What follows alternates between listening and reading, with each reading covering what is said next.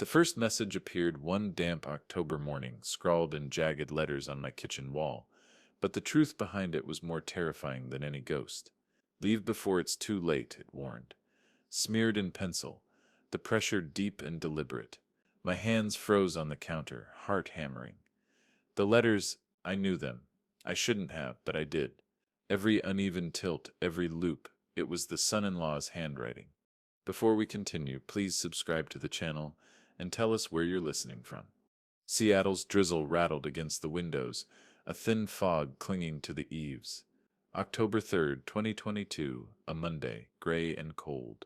I had poured my first cup of coffee, the warmth doing little to chase off the chill that crawled along my spine. My daughter's voice came from the hallway, trembling with urgency. "Dad? You need to see this," she said, holding up her phone. The flash revealed the scrawl, jagged and threatening. My stomach twisted. I stepped closer, inspecting every stroke. The pressure points, the angle of each line, it was unmistakable. I remembered his smirk last week when he joked about old houses playing tricks. But now the locks had scratches, keys were out of order, and a crumpled $2,800 electricity bill lay on the counter, paid but deliberately left as if to accuse negligence. My mind clicked. This was no accident. No haunting. Rain tapped in a regular rhythm against the windows, a sinister percussion. I walked the kitchen perimeter, noting every shadow, every creak in the floorboards, each one a signal that something or someone was orchestrating fear. My daughter clicked pictures from multiple angles, capturing faint smudges and uneven edges along the baseboards. Evidence tangible, undeniable. "Dad, it sets him," she whispered, voice barely audible over the patter of rain. The letters look like... I knew years of knowing every family member's handwriting had prepared me for this. I couldn't ignore it. Memories of minor past betrayals flickered last month. He had lingered near the study door, a subtle twitch of impatience when I questioned a minor discrepancy. I remembered every detail because now every nuance mattered. I slipped the crumpled bill into the drawer, underlining the date with a pen reserved for anomalies. The ledger in my mind began forming date, time, message, anomaly, potential motive. Each detail, no matter how small, was a thread I would pull. As I studied the wall, shadows seemed to shift with the rain. Faint scratches beneath the message hinted at erasures or hurried corrections, an amateur trying to imitate fear. The son-in-law had underestimated me. I walked the house, checking locks, corners, rooms. The pattern became clear. Subtle manipulations to seed doubt, cultivate terror, and position himself as the calm savior. The emotional weight hit me. The house, my family, my legacy, they were at risk. I poured another cup of coffee, tasting bitterness sharpened by anger. Each sip anchored me to reason over fear. In the study, I documented receipts, a plumber's $540 invoice, a $132 grocery receipt, and the now filed electricity bill. Photographed, numbered, verified. Tangible proof against unseen manipulation. And yet, a micro twist lingered in my mind had he sensed my scrutiny. That glimmer of doubt in his eyes last week might mean the game had begun on both sides. I had to stay vigilant. The rain outside intensified, blurring the streets. Inside, I saw patterns with clarity. The wall scrawl was a challenge, a gauntlet thrown at me, and I accepted it. Every creak, shadow, and smudge was a step toward exposing the deception, reclaiming our house, our family, and the trust he tried to poison. The first message, jagged and ominous, had marked the opening chapter of a story of betrayal, and I would write its ending. The nights after that first message became unbearable. October had settled into its stormy rhythm, and the house, once familiar, now felt alien, its walls whispering secrets I refused to acknowledge before. I couldn't sleep, lying in my room with the rain tapping erratically on the roof, thinking of every minor anomaly I'd noted, the altered locks, the crumpled electricity bill, the scratches beneath that first jagged scrawl. Each of them was a breadcrumb, leading me somewhere I wasn't ready to admit. It started with missing items. A set of keys vanished from the hallway bowl, then reappeared in the bathroom cabinet. My daughter's camera tripod was nudged slightly off-center. A receipt I had meticulously filed last week was folded oddly, almost as if someone had handled it deliberately. My mind raced. Every detail pointed toward a single conclusion. Someone inside the house wanted to unsettle us, and I knew who.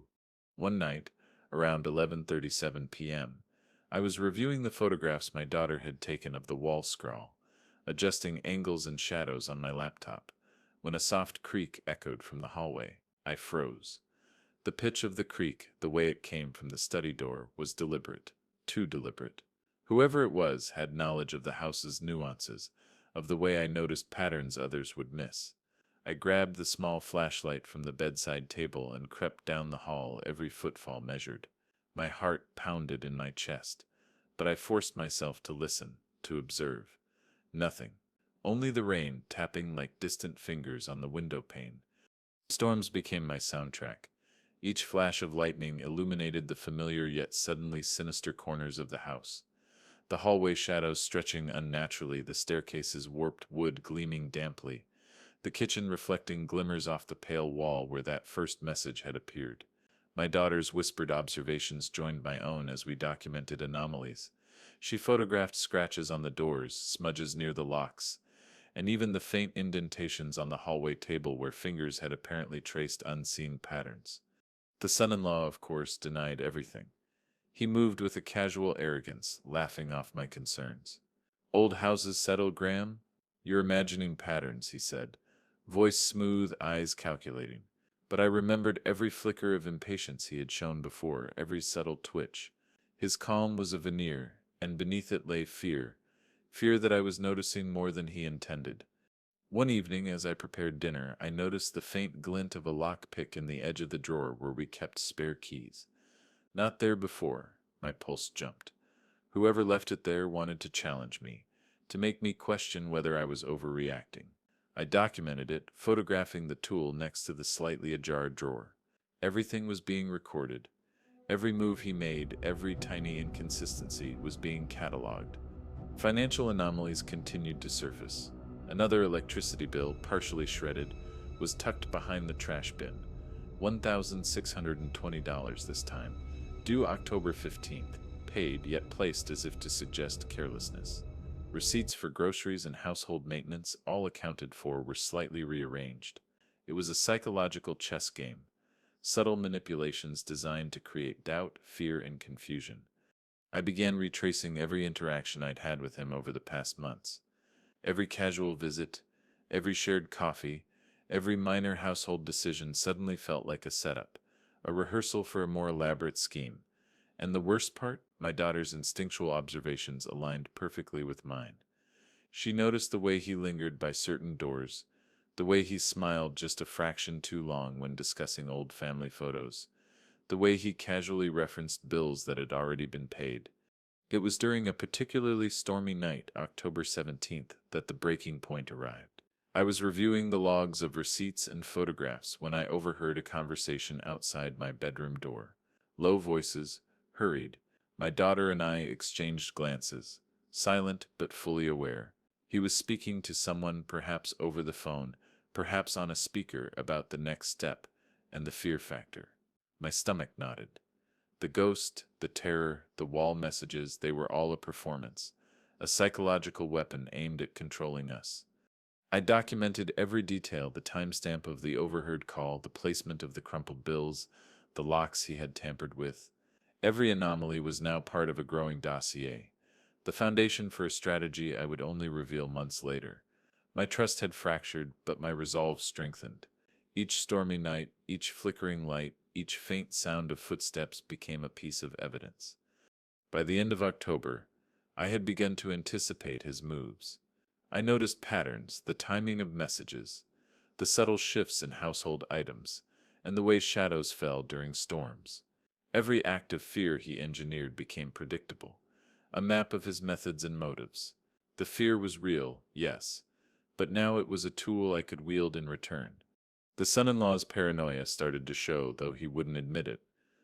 I observed it in the tiny gestures, the twitch of his fingers when discussing bills, the way he glanced at corners during thunderstorms, the subtle defensive stance he took when I moved around the house at night.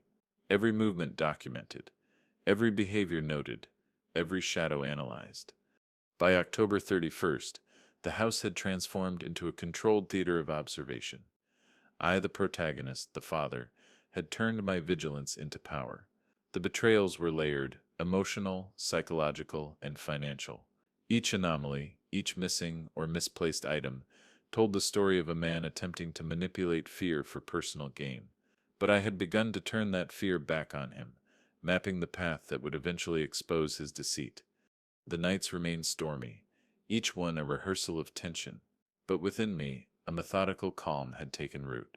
The house was no longer just haunted, it was a battleground, and every move he made, every shadow, every whisper would serve as evidence when the time came to reclaim our home, our trust, and our legacy. Seattle's autumn rain fell heavier than ever, but inside a different storm was building. I was no longer the man merely reacting to fear. I had begun to orchestrate observation, to document every nuance, and to anticipate every deceitful act. The son-in-law may have thought the ghost was his weapon, but in reality the first true shadow was cast by my own resolve. By mid-October, the unease that had been creeping through the house solidified into a meticulous plan. I realized fear alone would not expose him. I needed proof, tangible evidence of the son-in-law's manipulations. The first step was surveillance. Cameras would capture every angle, every subtle motion, every staged haunting he attempted to orchestrate. I installed a discreet camera above the kitchen sink on October 12, 2022, during the late morning when the rain had paused just enough for me to move without notice. Its lens barely protruded, hidden beneath a shadowed shelf, yet angled perfectly to record the entrance, the countertop, and the wall where the first scrawl had appeared. The camera's infrared allowed me to capture night activity without illuminating the room. The next evening, I hired a private investigator, a seasoned professional who understood the nuances of domestic deception. By October 13th, our plan expanded. I had a dossier ready with handwriting samples, receipts, and photographs of every suspicious act. The PI's task was to corroborate observations, track unusual movements, and document the son-in-law without alerting him. As the storm clouds gathered, I watched from the study window, noting every flicker of shadow, every twitch of movement outside and inside the house. The son-in-law, ever confident, continued to play his part.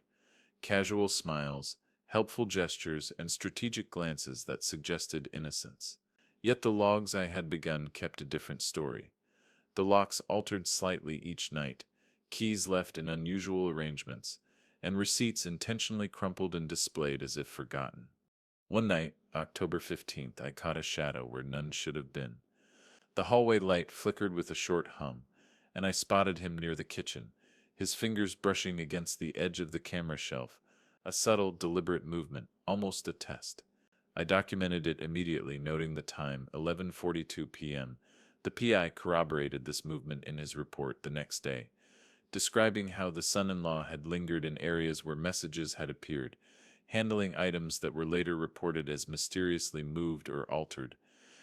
Handwriting became the cornerstone of proof.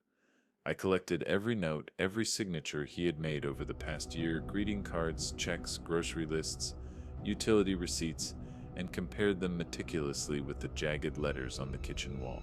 The similarities were undeniable. The pressure points, the spacing, the subtle curls at the tips of letters. Each comparison was photographed and time-stamped, forming a chronological map of manipulation. On October 16th, I discovered another crumpled bill, $1,320 this time, slipped beneath the living room couch. Paid, of course, but strategically placed to suggest oversight. My daughter helped photograph the placement and condition, noting slight pencil marks on the edge of the paper too deliberate to be random. These tiny details mattered. They were the threads I would pull to unravel the entire facade. The son-in-law's tactics escalated during the following nights. Flickering lights, faint scraping noises along baseboards, the subtle displacement of objects.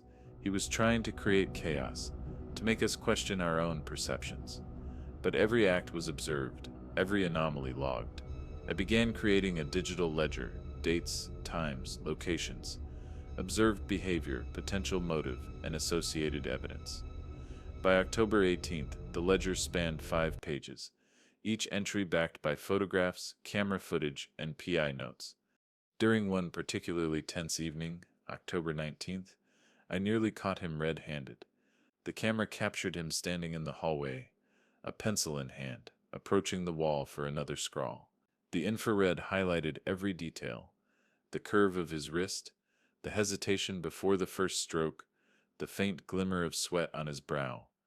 I leaned back in my chair, heart pounding, knowing this footage would be invaluable. He had almost succeeded in pretending to be a victim of his own ghost, but the lens never blinked, and I had a time-stamped record.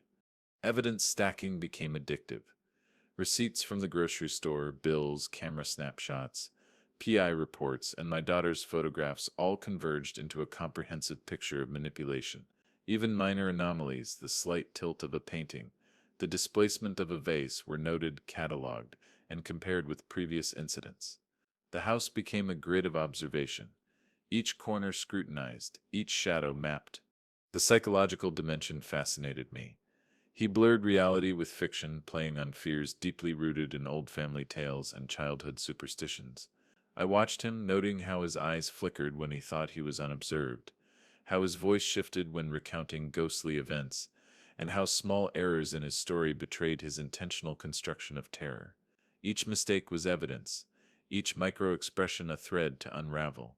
My daughter and I worked as a team, documenting nightly disturbances, photographing anomalies, and cross-referencing every movement with camera timestamps and PI notes. October 20th yielded another small twist. A faint smear on the kitchen counter matched the pencil pressure of the previous wall messages. It was subtle, almost invisible, but captured by the infrared camera. I marked it in the ledger, handwriting consistency observed, likely same author as wall message. Another breadcrumb, another proof point, layering tension for the ultimate exposure. By the end of the third week of October, our house had transformed from a site of fear into a controlled archive of deception. Every sound, shadow, and altered item was now part of a narrative I could prove. The son-in-law's psychological game was intricate, but now predictable, every move logged, time-stamped, and corroborated. The ghost was fake, but the evidence was real, and the ledger was becoming an unassailable record. I realized then the stakes had shifted. It wasn't just about exposing fear, it was about reclaiming control, safeguarding my family, and ensuring that every subtle act of manipulation was documented and ready for confrontation. The ghostly terror he created would now be the scaffold for his undoing. October 25th arrived with a storm that shook the old window panes. I sat in the study reviewing camera footage from the previous nights, him entering the kitchen at 11:39 p.m., moving toward the wall, pretending to be startled by the flickering lights. Each movement, once threatening, now confirmed intent, and each image strengthened my resolve. The micro-twists, the near misses, the shadowy glances had all been captured, forming a perfect prelude to the strategy I would unveil in the coming months. The invisible had been followed, the hidden observed, and the stage for revenge was meticulously set. November arrived with a chill that seemed to seep into every corner of the house. I had settled into a rhythm, watching, documenting, anticipating. The son-in-law, unaware that his every move was now under scrutiny, began to play his part with increasing audacity. Shadows shifted across hallways, footsteps echoed faintly in the dead of night, and messages began appearing on walls and mirrors again. But this time I was ready.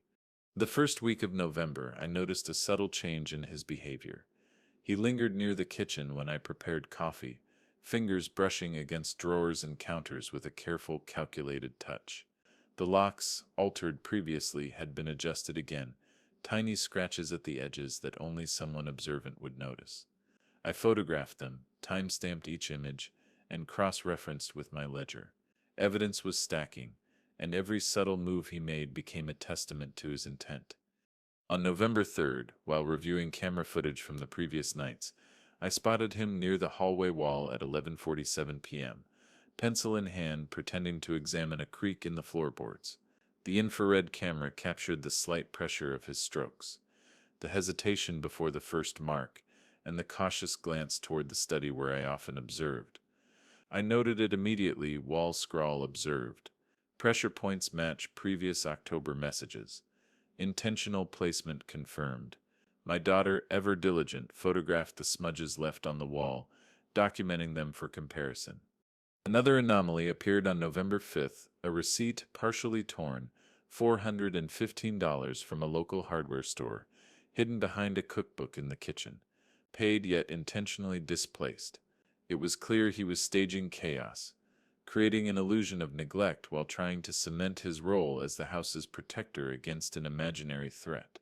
I filed it, photograph included, and logged the time of discovery, 7:32 a.m., the light just beginning to seep through the fogged windows.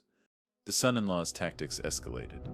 I noticed flickering lights in rooms he had no reason to occupy at certain hours, faint scratching sounds along baseboards, and objects moved slightly from their usual places. He was attempting to manipulate perception, to blur reality with a controlled narrative of fear. But each act was observed, documented, and catalogued meticulously. My ledger grew longer, an unassailable record of psychological manipulation. November 9th brought another micro-twist. While examining camera footage, I caught him nearly removing the infrared camera above the kitchen sink.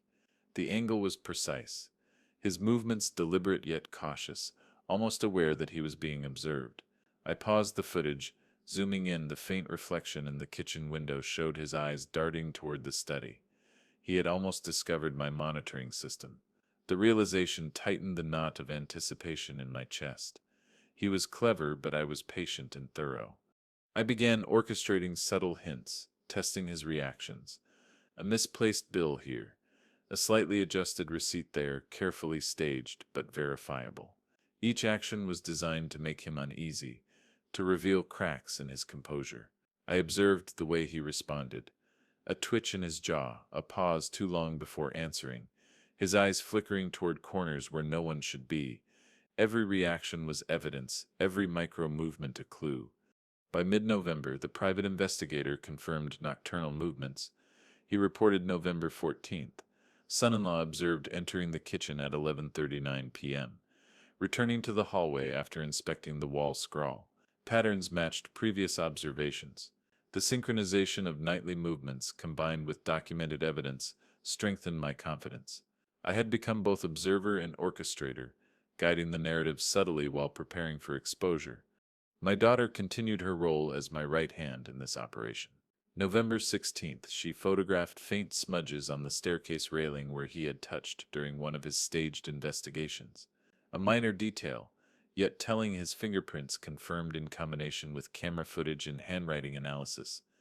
We were building a comprehensive map, each element corroborating the others. Financial inconsistencies persisted. Another crumpled electricity bill, $1,890, slipped between magazines in the living room. Paid, yet deliberately left out. A hardware receipt from November 12th, $232, tucked under the coffee table. Minor placements, but meticulously calculated to create perception of neglect. Every instance was logged, photographed, and time-stamped. The ledger was now a mosaic of his manipulation. The house itself became a participant. Shadows, creaks, and reflections highlighted his movements, all recorded in both infrared and high-resolution photography. Even stormy nights amplified the tension, flickers of lightning illuminating subtle details, raindrops bouncing against windows like a drum signaling revelation. I documented everything, the intensity of the storm, the timing of the flickers, his reactions, all part of the evidentiary chain. November 22nd, I noticed an anomaly in his usual pattern. He lingered too long near the study door, eyes darting toward corners where he suspected cameras. I marked it heightened awareness observed, possible recognition of surveillance. The micro-twist confirmed it. He was aware partially that his moves were being traced, and that awareness itself became evidence of his intent. By Thanksgiving week, the son-in-law's composure wavered. He adjusted locks slightly, moved objects subtly, and made minor errors in recounting previous events. I documented these in the ledger, connecting each anomaly to the established timeline. October wall scrawl, repeated nightly movements, displaced bills, crumpled receipts, minor touch points on furniture. Everything was consistent, everything intentional. The house was no longer a site of fear. It had become a theater of evidence. Every movement, every shadow, every subtle manipulation was accounted for. The son-in-law's psychological game, designed to instill terror, had been transformed into a chain of proof, stacking neatly toward confrontation. By November 30th, the house, once haunted by fabricated fear, was now a controlled archive of deception and observation. The final days of November set the stage for the next phase: subtle manipulations to heighten tension, observations of mistakes, and the preparation of minor exposures during family gatherings. I had every detail, financial, psychological, and behavioral, logged, cross-referenced, and ready. The puppet strings of November had been traced, and the son-in-law's orchestration of fear was now an open book waiting to be read. Thanksgiving 2022 arrived with a deceptive calm. Seattle was gray, damp, and windy, the sort of late November day that made shadows stretch longer and corners darker. I could hear the rain tapping a staccato rhythm against the eaves as I prepared the house, every detail orchestrated for observation. The son-in-law, confident in his ghostly game, did not realize that this holiday would mark the subtle escalation of his unraveling. I had planned every moment with precision. Minor exposures were to be staged during dinner, each one calibrated to make him uneasy without revealing our awareness too early. The table was set carefully, receipts and crumpled bills slightly visible in plain sight, photographs he couldn't yet interpret tucked near the centerpiece, subtle anomalies to seed doubt. Every corner, every chair, every glass placement was observed and documented before guests arrived. The first hint came as my daughter adjusted the napkins. She noticed that a small ink smudge on the wall near the kitchen doorway, previously overlooked, now matched the pencil pressure from the October scrawl. She whispered to me, and I nodded subtly, aware that the son-in-law's timing was precise. He was about to discover it himself. Dinner began at 6:45 p.m., with family arriving just as the wind howled through the streets. Conversation was light, but beneath it simmered tension. I placed a crumpled $1,120 electricity bill on the counter, half hidden yet visible enough to be noticed by someone scrutinizing our routines. As predicted, he glanced toward it within minutes, his eyes flickering with subtle acknowledgement, an involuntary twitch betraying his internal discomfort. I initiated the first exposure carefully. "Funny," I said aloud, passing the gravy. "I thought I misplaced the bills last week, but look, here's one tucked in the corner. Strange how these things appear when we least expect them." My tone was casual, almost playful, yet loaded with implication. The son-in-law's response was almost imperceptible. A tightness in the jaw, a blink too slow, a hand hovering near a drawer as if to check something unseen. My daughter snapped a photograph, preserving the micro-expression, the involuntary tremor of deception. Subtlety remained key. During dinner, I allowed minor inconsistencies to surface. A receipt slightly folded, a kitchen utensil misaligned, the faint shadow of a smudge on the wall, all planted intentionally. Each item drew his attention, each anomaly a psychological tick designed to escalate unease. My daughter and I observed, cameras recording from angles hidden to the naked eye. The son-in-law moved cautiously, aware of the micro-errors but uncertain of their origin. The second staged exposure involved handwriting. I left a small note on the hallway table, "Are you really here?" in pencil, mimicking the pressure of previous scrawls. He paused, eyes narrowing, scanning the hallway as if expecting the supernatural to manifest. The subtle tension was palpable. Even the casual observers at the table felt the shift. I recorded the interaction discreetly, noting the precise time, 8:12 p.m., November 24th. Financial evidence continued to support the narrative. A $540 hardware receipt from the previous week was intentionally placed on the living room counter, slightly crumpled, and partially hidden behind a centerpiece. Paid, verified, and yet designed to make him doubt the sequence of his own actions. He noticed it immediately, his fingers brushing against the paper before retracting. Hesitation caught on camera, a micro moment that would later speak volumes. I watched him carefully during dessert. Each subtle glance, each adjustment of his posture, each pause before speaking was catalogued in my ledger. His behavior betrayed the cracks forming under the psychological pressure I had layered carefully over weeks, nightly surveillance, documented anomalies, and staged exposures. Each micro-reaction was evidence, every shadowed gesture a testament to the deception I was prepared to expose. By 9:30 p.m., the house was filled with an almost imperceptible tension. The son-in-law's confident facade had begun to slip.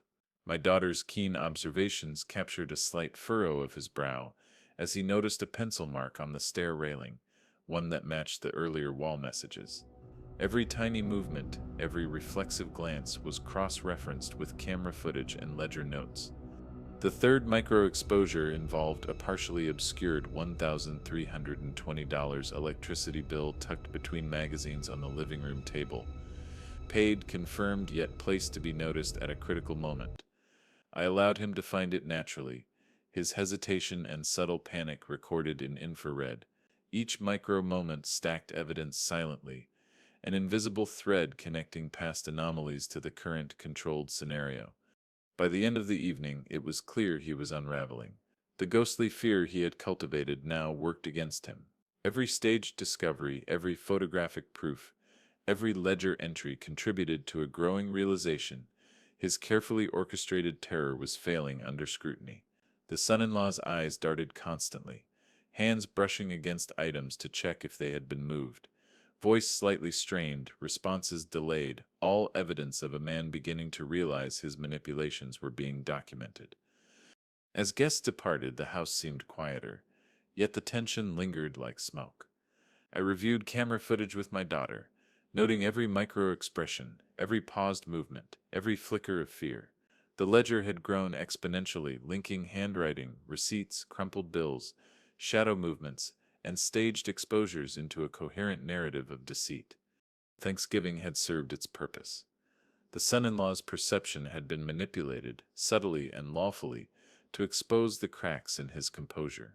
He believed he controlled the fear, but in reality the controlled chaos of the household, layered with evidence, had begun to dismantle his confidence. By November 26th, every anomaly had been logged, every micro-twist observed, and the stage was set for the next phase of exposure. The holiday lights twinkled faintly outside, rain still pattering against the window, but inside a different light illuminated the truth. Fear had been reversed into observation, paranoia into documented proof, and the son-in-law's carefully constructed illusion of control had begun to fracture. Thanksgiving had not been merely a dinner. It had been a demonstration, a rehearsal of the methodical revelation that would soon bring him to account. By late November, the son-in-law's anxiety had escalated to a visible tremor. Each night, the house itself seemed complicit, shadows stretching longer, floorboards creaking in precise rhythm, as if punctuating his growing unease. I had transformed the home into a controlled environment, every anomaly observed, every micro-movement catalogued, every past message, crumpled bill, and altered lock cross-referenced in the ledger. On November 27th, around 10:15 p.m., I noticed him near the living room wall, his fingers hovering over a faint pencil mark he likely intended to extend. Infrared footage captured the pressure of each stroke, the subtle hesitation, and the glance toward the study window.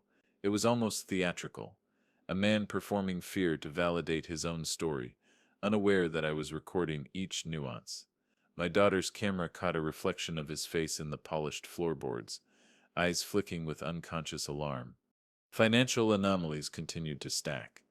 A $1,450 electricity bill was found partially hidden beneath the sofa cushions, damp from the evening condensation on the windows, paid and verified, yet deliberately displaced.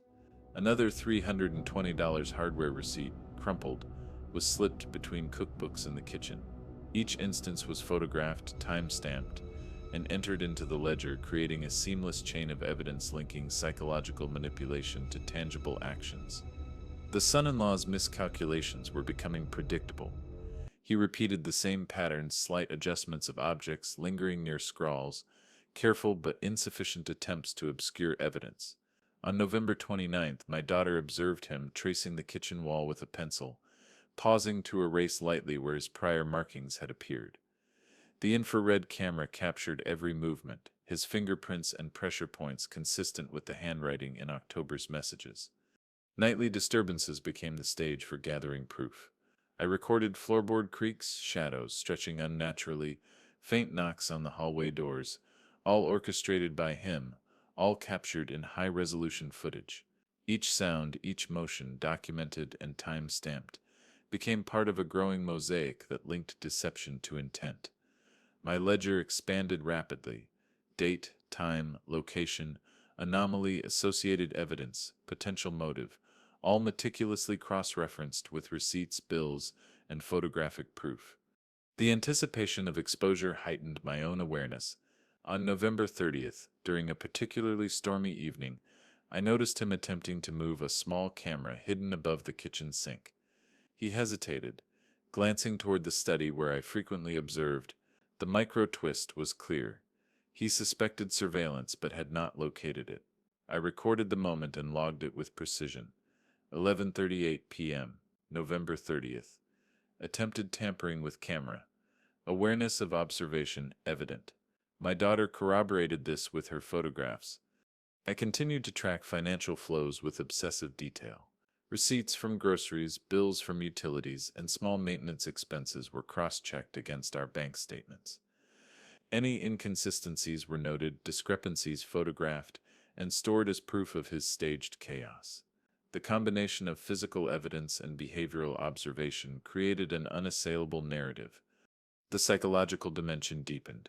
He began showing signs of paranoia, lingering glances toward corners, fidgeting with objects previously untouched, and subtle alterations of previously manipulated items, perhaps in an attempt to cover his tracks. Each reaction was logged, cataloged, and cross-referenced with prior behavior patterns. His fear had become both a liability and a confirmation of his intent. On December 1st, I reviewed cumulative footage from the past week. The pattern was undeniable: nightly movements, repeated manipulation of walls and objects, subtle misplacement of bills and receipts, and attempts to fabricate fear. The son-in-law's efforts to blur reality with a ghostly narrative were systematically documented and ready to be exposed.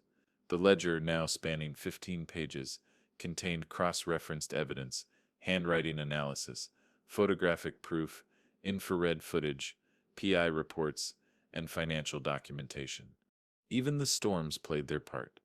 Rain pounding against windows, occasional gusts rattling the eaves, and flickering streetlights outside contributed to an audio landscape that emphasized tension, making each movement he made more detectable. The combination of natural sounds and recorded evidence created a theater of observation that reinforced the narrative of deceit. By early December, the son-in-law was visibly faltering. Errors increased, receipts misplaced, wall markings slightly askew, and hesitations in storytelling. Every minor mistake was documented, time-stamped, and photographed. The cumulative evidence stack made his psychological manipulations impossible to dismiss. My daughter's observations, paired with camera footage and financial documentation, provided corroboration strong enough for legal review.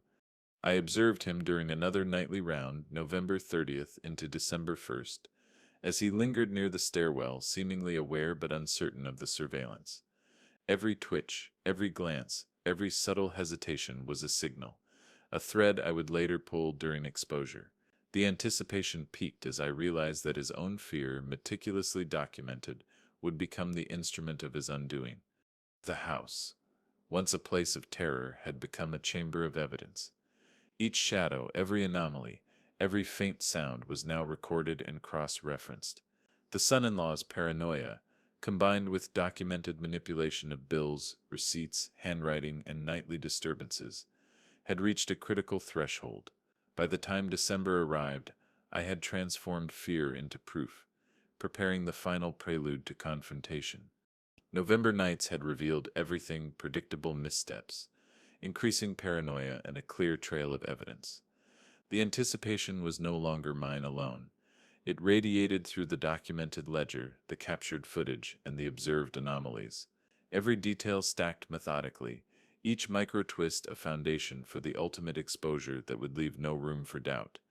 December 12, 2022, arrived with a biting chill, the kind of Seattle morning where fog clings stubbornly to the streets and the drizzle seeps into your bones. I stood outside the courthouse, hands gripping the leather briefcase that carried every piece of evidence collected over the past 2 months. Handwritten wall messages, crumpled electricity bills, receipts, infrared footage, PI reports, and photographs taken by my daughter. My heart raced, not with fear but with anticipation. This was the day the ghost would be exposed, and the son-in-law's carefully constructed web of fear dismantled in full view. The courtroom buzzed with low murmurs, spectators curious about the high-profile family dispute. The son-in-law, impeccably dressed, tried to maintain a calm composure, but his eyes betrayed him, narrowing at every glance toward the evidence table, every whisper among the audience, every subtle smirk from the lawyer assigned to me. He had underestimated the meticulousness of observation, and that overconfidence would be his undoing. I laid out the first batch of evidence. The kitchen wall scrawl from October 3rd, photographed in high resolution and corroborated with pressure analysis, was presented first. The handwriting comparison, cross-referenced with greeting cards, grocery receipts, and financial notes, clearly matched the son-in-law's known samples. The forensic analyst explained the pressure points, the loops, and the subtle slants, confirming the match. His face tightened. I saw the twitch of a jaw muscle, a micro-expression caught in slow motion by the camera. Next, I presented the crumpled electricity bills, $2,800 from October, $1,620, and $1,890 from November, all paid yet strategically misplaced. Each document was time-stamped, photographed, and accompanied by ledger entries that tracked discovery, location, and anomaly. The court examined the sequence, the deliberate placement, the pattern of repetition, and the psychological intent behind them. The son-in-law shifted uneasily in his seat. Every small movement, every adjustment of hands and posture was a sign that the evidence was landing. The infrared camera footage played next. The first clip showed him on October 15th, lingering near the kitchen wall, pencil in hand, moving toward the scrawl as if performing a haunting. The footage was silent except for the subtle hum of the camera, yet the movement conveyed intent, deliberate, careful, calculated. A second clip from November 15th showed him attempting to adjust the same camera, pausing mid-movement as though aware he might be observed. Each timestamp, each angle, corroborated the ledger and photographic documentation. The court's attention was palpable, every head turning toward the screen as the evidence unfolded. My daughter's photographs added another layer. She had documented the micro-movements, the smudges, and the subtle discrepancies in receipts and notes. Her images captured the pencil pressure on walls, the fingerprints on crumpled bills, and the faint traces of pencil smears on counters. Each photo was paired with date, time, and location, forming a comprehensive narrative of psychological manipulation. The son-in-law's breathing became shallow, fingers tapping lightly on his knees, betraying the composure he tried so desperately to maintain. The PI report provided the final corroboration. He had tracked nightly movements, recorded anomalies, and documented deviations in behavior. November 27th's report noted lingering near the hallway wall at 10:15 p.m. Movements around the living room scrawl, and interaction with crumpled receipts, cross-referenced with camera footage and photographic evidence. It painted an undeniable picture. The son-in-law had orchestrated a campaign of fear, blurring reality to control and manipulate the household. Then came the handwriting comparison. The analyst displayed side-by-side images, the October wall scrawl, notes in the kitchen, and known handwriting samples of the son-in-law. Every loop, tilt, and pressure point aligned. The court murmured quietly. He tried to mask discomfort, glancing toward the gallery as though seeking support, but the subtle signs betrayed him, slight widening of eyes, a flush creeping across his temple, hands clenching beneath the table. I allowed the court to absorb the next layer, financial documents. Receipts for groceries, hardware, and utilities, all with timestamps and ledger entries, showed deliberate misplacement and orchestrated oversight. Each item demonstrated intent to manipulate perception and induce fear. The chain of evidence was airtight, connecting psychological manipulation to tangible financial and physical proof. The micro-twists, the subtle manipulations he had performed, became the narrative's backbone. The crumpled bills, the pencil marks, the adjusted locks, all previously orchestrated to induce terror, were now pieces of undeniable evidence. The son-in-law's attempts at psychological control had been meticulously catalogued, his own fear and overconfidence recorded and presented as proof. When I presented the final piece, a compilation video showing nightly movements from October through November, his facade cracked. Footage showed him tracing the kitchen wall, handling crumpled bills, adjusting cameras, and reacting to shadows he thought we didn't notice. Each segment, paired with time-stamped photographic evidence, proved intention and methodical orchestration of the so-called haunting. The subtle rhythm of creaking floors, shadows shifting, and quiet footsteps punctuated the recordings, turning fear into irrefutable proof. His defense lawyer faltered, unable to dispute the consistency of the ledger, the corroboration from PI reports, or the photographic and video evidence. The micro-expressions, minor gestures, and repeated behavioral patterns captured across multiple forms of media painted a single cohesive picture.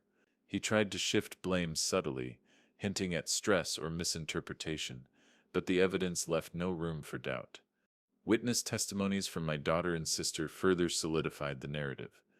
They recounted observed anomalies, subtle shifts in his behavior, and moments where he had seemed to act under the guise of a ghostly fear. Their accounts, cross-referenced with receipts, bills, and camera footage, were precise, consistent, and compelling.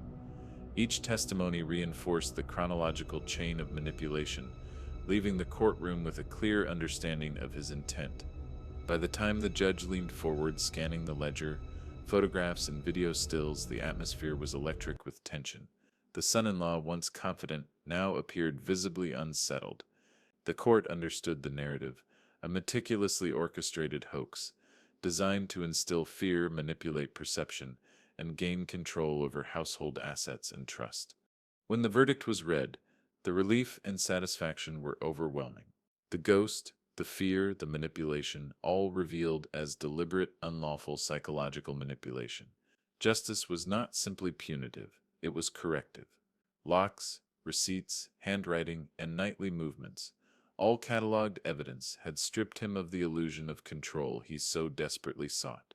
Walking out of the courtroom, briefcase in hand, I felt a profound sense of closure. 2 months of observation, documentation, and patient strategy had culminated in exposing deceit and reclaiming authority over my home, my family, and our legacy. The ghost was gone, not because it had ever existed, but because truth had illuminated every corner.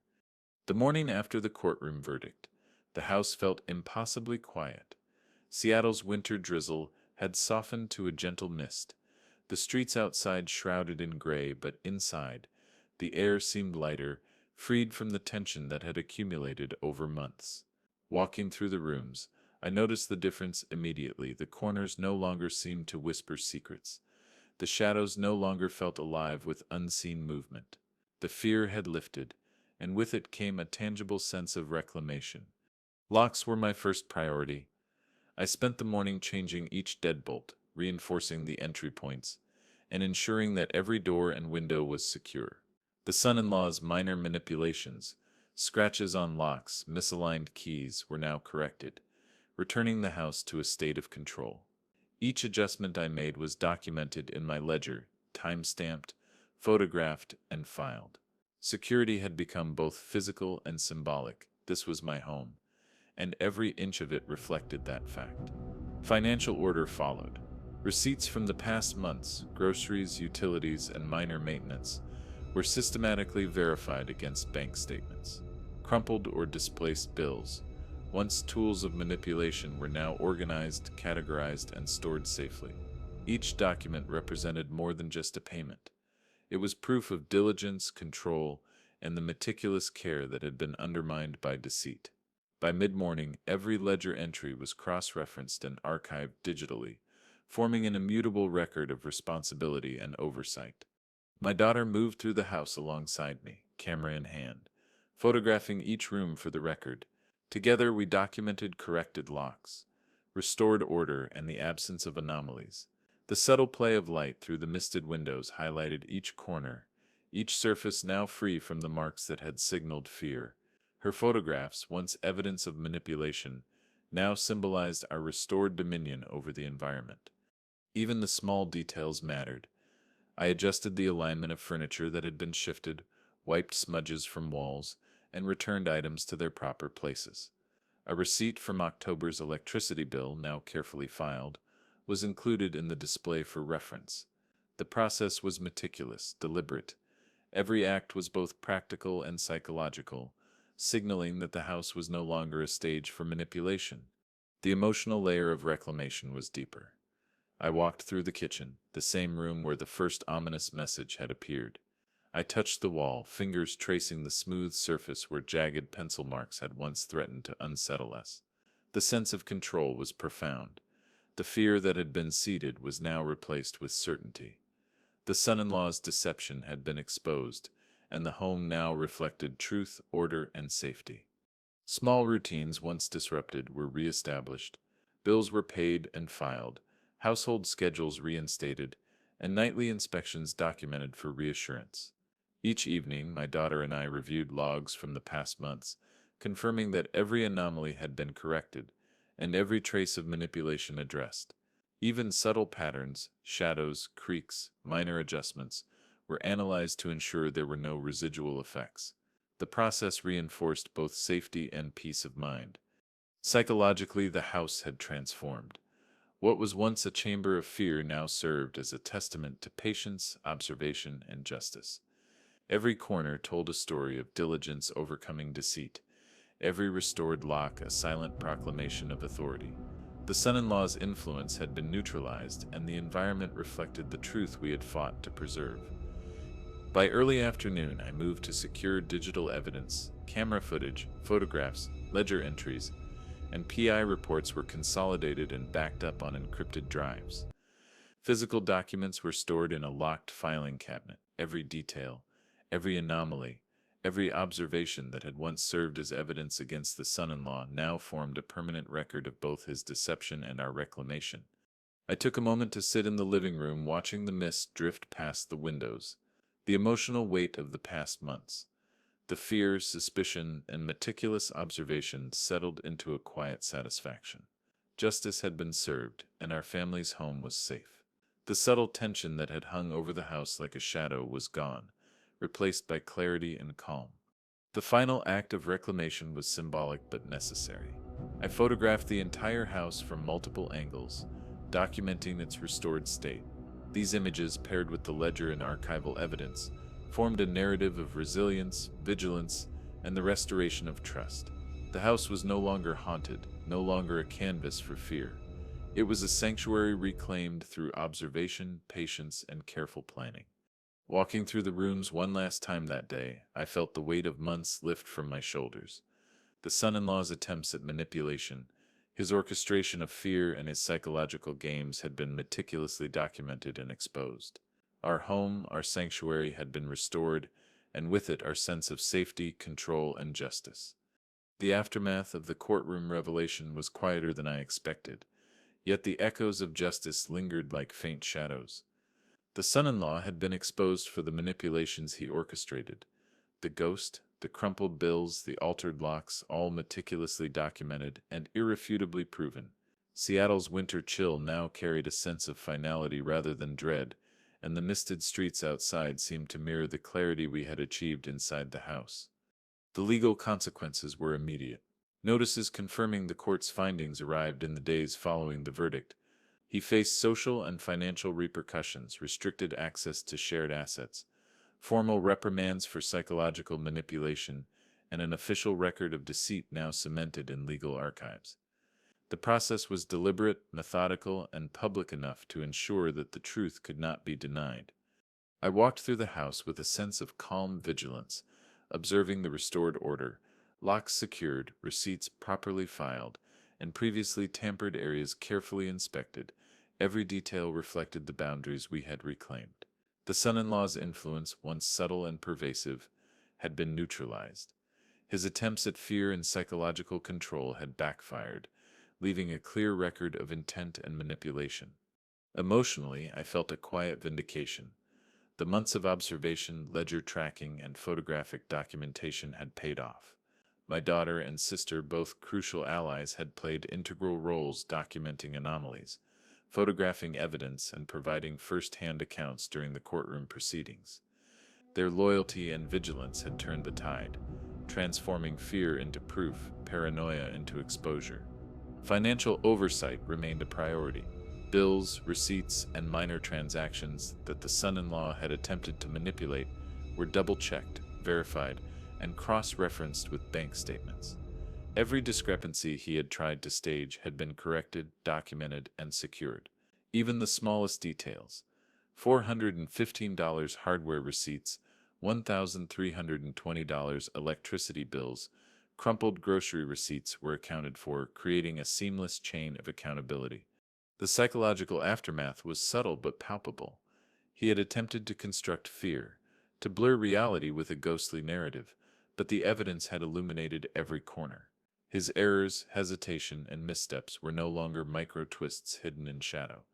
They were documented proof of intent, accessible for anyone examining the case. Even casual observers familiar with the household could see the cracks in his composure and the deliberate orchestration that had been revealed. I spent evenings reviewing the archived ledger and photographic evidence. Each entry, time-stamped and meticulously noted, told a story. A calculated attempt to manipulate perception, induce fear, and exert control. Yet every micro-step had been captured, cross-referenced, and preserved. The cumulative effect was a narrative of accountability so thorough that any future attempt at deception would be immediately exposed. My reflection often turned to the nature of boundaries and trust. Revenge in this case was not mere retribution. It was restoration. The son-in-law's manipulations had threatened family trust, household order, and financial stability. By documenting every move, every anomaly, every shadowed action, I had reclaimed not only our home but the integrity of our relationships and the principle of accountability. Socially, the repercussions were evident. Word of the case and its outcome reached extended family, friends, and close associates. The son-in-law's attempts at maintaining authority or influence were undermined by publicly available proof: the handwritten wall messages, crumpled receipts, altered locks, and photographic evidence. His credibility, once bolstered by fear, had been systematically dismantled, leaving him isolated and accountable. Even as normal routines resumed, meals at the table, evenings by the fireplace, and walks in the misty Seattle streets, I remained vigilant. Observation, documentation, and structured evidence had become habits, ensuring that any potential manipulation would be recognized and addressed immediately. The ledger, now comprehensive, served as a reminder that trust must be defended and that deliberate deceit cannot go unchallenged. By the end of November and into early December, I felt a quiet satisfaction. Justice had been achieved not through confrontation alone, but through measured, evidence-based action. The son-in-law's orchestrations had been exposed, boundaries reestablished, and family trust restored. I realized then a fundamental truth. Fear can be weaponized, but meticulous observation and documentation convert that fear into accountability. Walking through the living room, I glanced at the areas once manipulated: walls now clean, bills organized, locks replaced, shadows steady. The house, once haunted by fabricated terror, was now a sanctuary of restored order. And in that clarity, I reflected on the principle guiding this entire ordeal: boundaries must be protected, manipulation confronted, and justice delivered with patience and precision. The weeks following the courtroom verdict were surreal in their calm. Seattle's skies, once gray and oppressive, now held a pale winter light that filtered gently through the windows. The house, once a theater of fear and manipulation, had settled into order, locks secured, receipts organized, cameras archived, and the ledger complete. I finally allowed myself to breathe. Yet the calm was not merely relief, it was reflection, the moment to process the betrayal, the strategy, and the justice we had achieved. I walked through the living room, observing familiar details in new light: the polished floors reflecting the morning glow, the walls free from pencil scrawls, the furniture restored to its rightful place. Every adjustment I had made, every micro-correction following months of surveillance, now symbolized reclaimed authority. The son-in-law's attempts at fear were gone, dissolved by careful documentation, observation, and the courtroom exposure that had rendered his manipulations visible and accountable. Financial order was unquestionable. Every crumpled bill, every displaced receipt, every minor anomaly that had once sown doubt was now verified, filed, and cross-referenced. The ledger, extending across multiple pages, served as a permanent record, receipts totaling $2,800, $1,620, $1,890, and smaller amounts all accounted for. Handwriting comparisons, infrared footage, PI reports, and photographs created a comprehensive narrative of deceit now immutable. The tangible evidence represented more than numbers. It was proof that deception cannot endure meticulous observation. Emotionally, I contemplated the betrayal. The son-in-law had sought to manipulate not only the physical environment but the very perception of my family. Fear had been his weapon, subtle and calculated, layered into every shadow, creak, and displaced item. Yet through patience and vigilance, we had converted that fear into clarity. Each piece of evidence, every micro-twist observed, became a testament to the principle that manipulation thrives in uncertainty, but crumbles under scrutiny. Reflection extended beyond the immediate. I considered trust and boundaries, the fragility of family bonds when threatened by deceit, the resilience required to observe, document, and expose, and the moral imperative to act with integrity. Revenge in this context had been justice delivered methodically, lawfully, and without cruelty. The son-in-law's psychological games had been undone not by confrontation alone, but through careful, patient accumulation of proof. Even the smallest moments held significance. I traced my fingers along the wall in the hallway where the first ominous message had appeared, feeling the smooth surface and recalling the tension that had gripped me that October morning. The pencil scrawl, once a source of fear, had been transformed into a lesson. Perception can be manipulated, but meticulous observation restores reality. My daughter's photographs, each time stamped and documented, now hung in digital archives as reminders of vigilance and proof. Socially, the aftermath was clear. Extended family and close associates had become aware of the courtroom findings. The son-in-law's credibility had been dismantled. Attempts to assert control or influence were neutralized by documented evidence of manipulation. Observers could now perceive the truth without bias. Every act of fear he orchestrated had been recorded, verified, and exposed. Accountability had been restored, and with it the moral balance of our household. I allowed myself moments of quiet reflection, considering the months of tension, observation, and documentation. Every shadow, every subtle noise, every crumpled bill, and every micro-expression had played a role in the final revelation. The house had transformed from a stage of terror into a repository of evidence, and restored trust. The son-in-law's deception had been dismantled, but the lessons remained. Vigilance, patience, and meticulous attention to detail are the foundations of security and justice. Looking back, I recognized an essential truth. Betrayal may test boundaries, but careful documentation and steadfast observation preserve integrity. The calm after fear was not merely a cessation of anxiety. It was the consolidation of authority, proof, and moral clarity. Every decision, every act of recording, every observation had contributed to restoring equilibrium and reclaiming control over our lives and home. As I sat by the window watching Seattle's pale winter light illuminate familiar rooms now free of manipulation, I allowed a quiet smile. The son-in-law's schemes had been exposed, our family trust restored, our home reclaimed, and I whispered a final reflection, an aphorism that captured the journey, the lessons, and the justice achieved. You didn't lose me, you gave me away.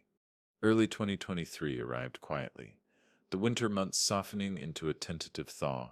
Seattle's streets were slick with the remnants of rain, the mist lingering on the eaves. But inside the house, the atmosphere had shifted entirely. The months of fear, manipulation, and meticulous observation had been replaced with calm, structure, and a tangible sense of restoration. Every corner, every shadow, and every surface now reflected order and security rather than deception. I spent the early mornings reviewing the ledger, photographs, camera footage, and PI reports one last time, ensuring that every detail of the son-in-law's manipulations had been recorded, verified, and archived. The crumpled bills, the altered locks, the pencil scrawls, and the nightly disturbances all meticulously documented, now formed a permanent archive of evidence. Even minor anomalies, once seemingly trivial, were catalogued with precision, creating a comprehensive narrative of deceit now converted into proof. My daughter and sister played a crucial role in this phase. Together, we conducted a final sweep of the house, inspecting rooms, checking locks, and photographing each detail for archival purposes. The minor disruptions he had attempted, misplaced receipts, crumpled bills, pencil marks, were all corrected and documented. The house had transformed from a theater of fear into a sanctuary of clarity, a home where vigilance had neutralized manipulation. Beyond the physical restoration, the family dynamic had shifted.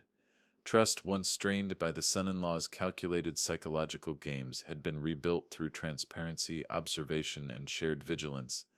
My daughter's meticulous documentation of anomalies and her keen observation had not only corroborated the evidence, but also strengthened her confidence in discerning manipulation and deceit. Our household had regained its equilibrium, the foundation of trust reinforced by months of methodical vigilance. Financial systems were now streamlined and fully secured. All bills, utilities, groceries, maintenance were verified, filed, and cross-referenced with bank statements. The previously displaced $2,800, $1,620, and $1,890 electricity bills, along with minor grocery and hardware receipts, were carefully stored. Each document, now accounted for and archived, represented both proof of his manipulations and confirmation of our restored order. The ledger, a detailed record of every anomaly, now served as a permanent safeguard against future deception. Even routine household activities carried a new significance. Minor adjustments, aligning furniture, cleaning surfaces, checking locks were performed with deliberate attention, not fear. Shadows no longer whispered threats, and creaking floors were simply the echoes of an old house rather than cues for suspicion. The home had become both a physical and psychological fortress, strengthened by the careful tracking and documentation of previous disturbances. I reflected often on the psychological lessons learned. The son-in-law had attempted to weaponize fear, leveraging the unknown to manipulate behavior and perception. Yet methodical observation, detailed recording, and patient analysis transformed that fear into a structured narrative of evidence. Each micro-movement, each shadowed step, and each subtle misplacement had been documented, transforming his manipulations into proof. The process highlighted a critical truth: meticulous vigilance neutralizes deception. Socially, the consequences for the son-in-law continued to resonate. Word of the exposure, the courtroom verdict, and the compiled evidence had reached extended family and close acquaintances. His credibility, once subtly reinforced by fear, was now clearly undermined. Public knowledge of the documented manipulations ensured accountability and reinforced the principle that deliberate deception carries consequences. The household routines, once disrupted by orchestrated chaos, had stabilized. Meals were again predictable, financial processes orderly, and nightly checks performed systematically without the undercurrent of fear. The cameras, ledger, and archive documentation were no longer tools of immediate surveillance, but symbols of restored authority, vigilance, and peace. Even small details carried weight. Crumpled receipts, once instruments of manipulation, were filed. Pencil marks erased or documented, altered blocks repaired.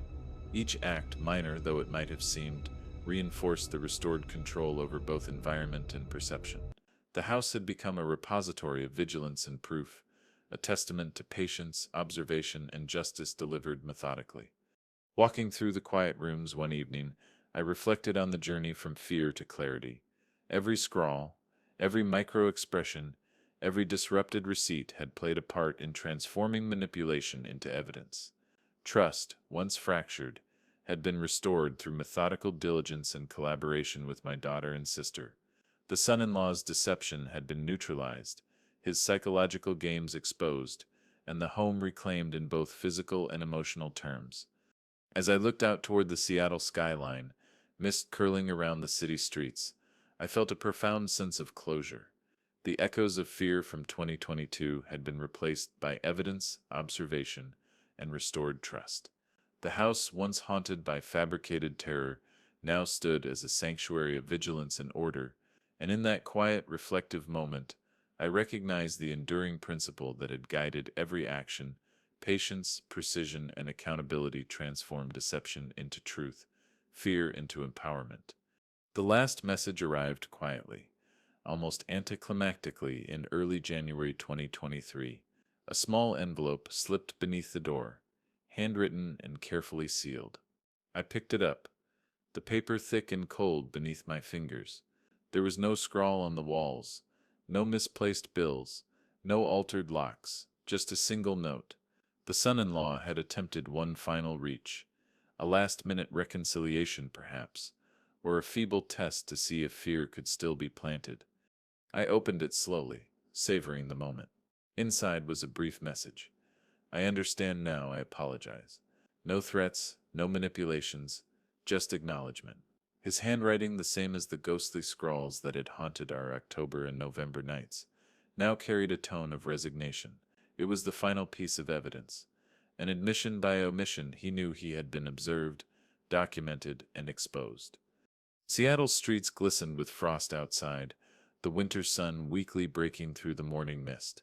The house, now fully restored, seemed to exhale with me, settling into a quiet rhythm of normalcy. I placed the note on the kitchen table, next to the ledger, camera footage, backup drives, and all the previously crumpled bills. Everything was in order.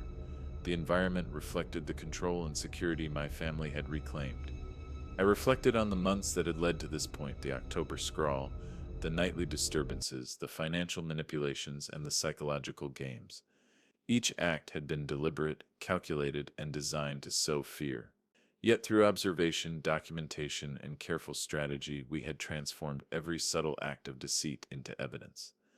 The last message, though seemingly conciliatory, confirmed what I already knew: the manipulations were over, and justice had prevailed.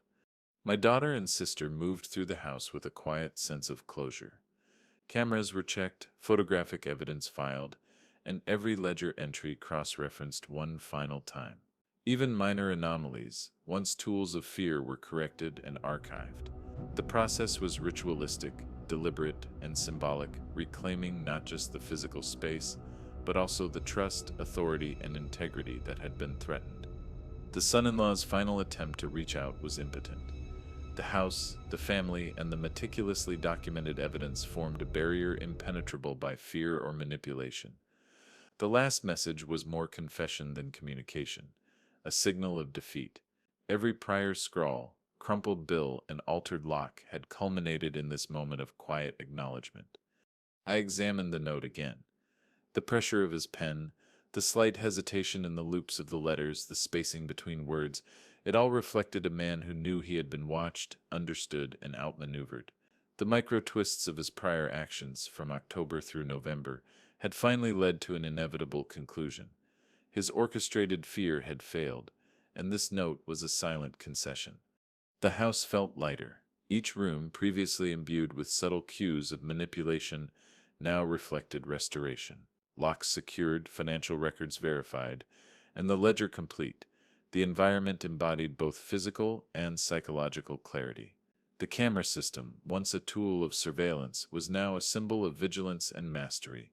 Every corner that had once been a potential stage for fear now bore the imprint of control and security. I placed the note in a secure envelope with all other evidence, sealing it as part of the permanent archive. Future attempts at deceit would be anticipated and neutralized. Every anomaly cross-referenced with historical proof. The house had become a living repository of vigilance, and the last message marked the final chapter of manipulation and fear. As I moved through the home that afternoon, a profound sense of calm and accomplishment settled over me. Every detail, shadowed hallway, creaking floorboard, altered lock, crumpled receipt, scrawl on the wall, was now a story of observation, patience, and justice. The son-in-law's attempt to manipulate, to create fear, and to control perception had been meticulously recorded, exposed, and neutralized. The last message, brief and subdued, carried more weight than any scrawl or financial disruption. It was the confirmation of a process completed, the reversal of fear into empowerment, manipulation into documented proof, and deceit into accountability. The house, the family, and the meticulously maintained evidence now stood as a testament to methodical justice. I placed the note on the top shelf of the study, alongside the ledger and archived materials. Every act of deception, every micro twist, and every staged fear had been recorded. The son-in-law's final message, powerless in its simplicity, was proof that vigilance, observation, and patient strategy transform fear into clarity and manipulation into accountability. The ghost had vanished, and with it, the final thread of deceit.